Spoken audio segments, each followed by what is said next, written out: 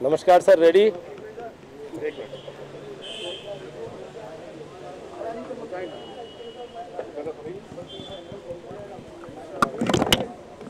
क्या बोलते हैं कल?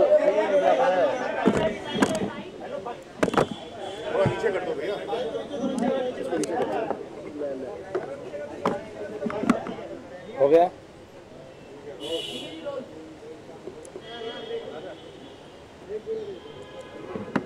हाँ, एक एक विकेट गिरती जा रही है।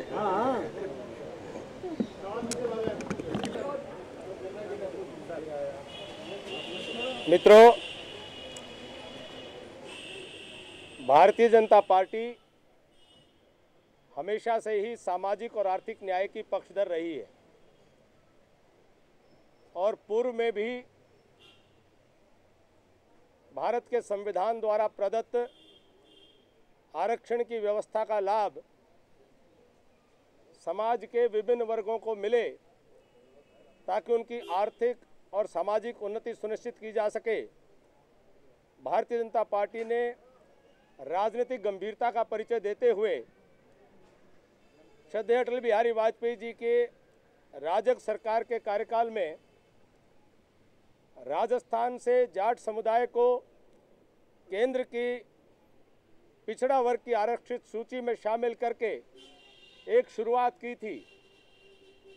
उत्तर प्रदेश में भी बाबू राम प्रकाश गुप्त की सरकार के कार्यकाल में जाटों को पहली बार पिछड़ा वर्ग के आरक्षण की सुविधा भाजपा की सरकार ने दी थी। भारतीय जनता पार्टी को प्रसन्नता है कि आज वह लंबा संघर्ष और जो सामाजिक और आर्थिक न्याय का लंबा इंतजार था, आज 9 राज्यों में जाट समाज को केंद्र की पिछड़ा वर्ग की आरक्षित सूची में शामिल करके उनके सामाजिक और आर्थिक न्याय के मार्ग को प्रशस्त किया है। लेकिन जिस प्रकार से कांग्रेस ने अपने कार्यकाल के 10वें साल में अंतिम महीने में अंतिम कैबिनेट बैठक में इस निर्णय को किया है, विशेष रूप से दिसंबर में संपन्न विधानसभा चुनाव में दिल्ली में, राजस्थान में, मध्य प्रदेश में, छत्तीसगढ़ में अपनी करारी शिकस्त के बाद आने वाले लोकसभा चुनाव में स्पष्ट संभावित हार को देखते हुए अपनी खोई हुई जमीन को तलाशने का यह एक राजनीतिक प्रपंच ज़्यादा दिखाई देता है। इसके पीछे सामाजिक और आर्थिक न्याय देने की जो ईमानदारी है, जो सदनियत होनी चाहिए, वो कम दिखाई देती है। यही कांग्रेस सरकार हरियाणा में जब जाट समाज आंदोलन कर रहा था, उन पर लाठी और गोली चलाई, 3 लोग मारे गए, सैकड़ों लोगों पर मुकदमे दर्ज किए गए, 9 साल तक मामला लंबा चलता रहा।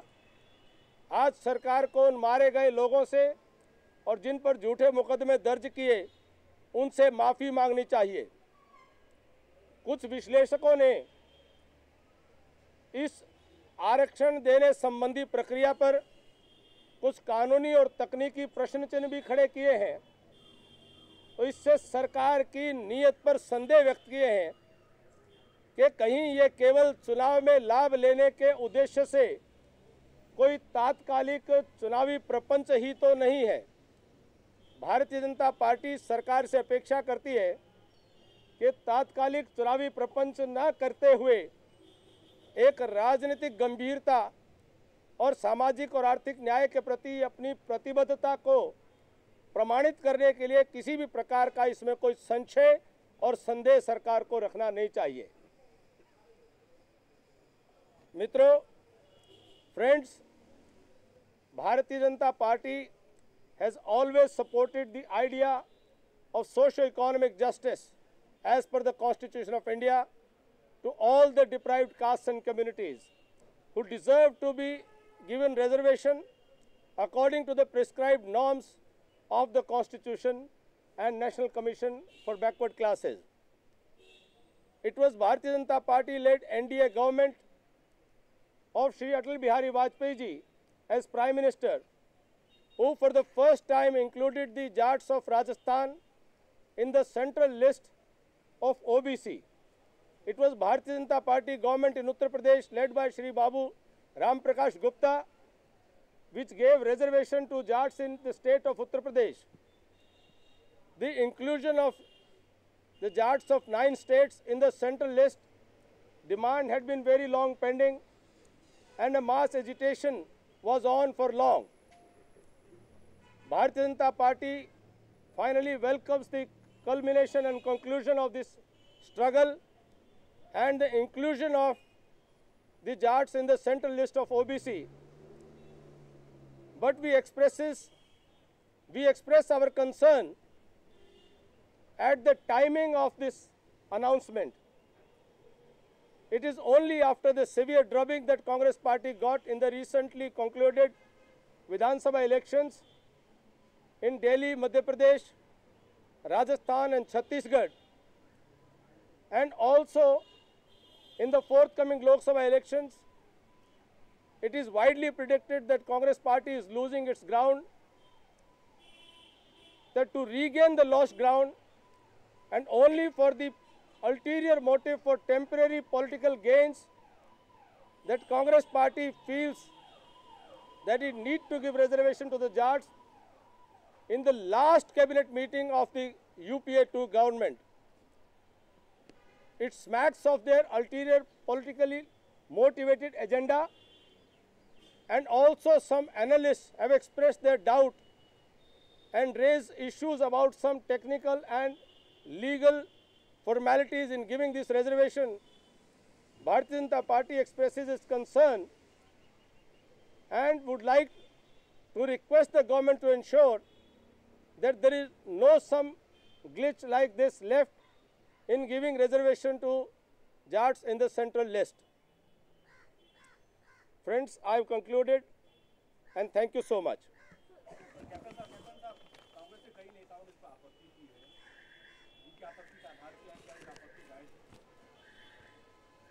कांग्रेस पार्टी जाट समाज को आरक्षण देने के प्रति कभी भी गंभीर नहीं थी और ये वर्तमान निर्णय भी आंदोलन के दबाव में,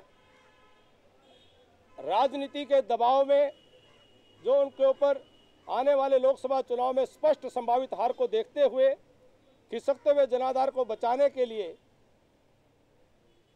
आज ये आरक्षण उन्होंने दिया है।